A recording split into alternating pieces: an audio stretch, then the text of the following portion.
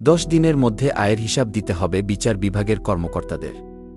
বিচার বিভাগে কর্মরত কর্মকর্তা-কর্মচারীদের আয়ের হিসাব আগামী 10 দিনের মধ্যে জমা দিতে হবে বলে জানিয়েছেন আইন উপদেষ্টা ড.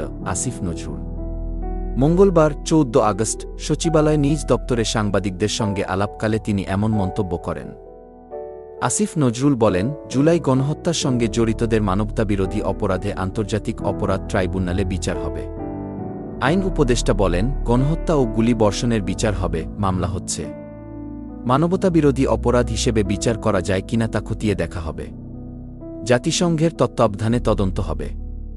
তিনি আরও বলেন, সারা দেশে মিথ্যা ও হয়রানিমূলক মামলা 3 দিনের মধ্যে প্রত্যাহারের উদ্যোগ নেওয়া হয়েছিল, কিন্তু তা করা সম্ভব হয়নি।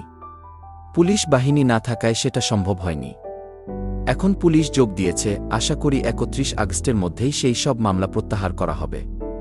বৃহস্পতিবারের মধ্যে ঢাকা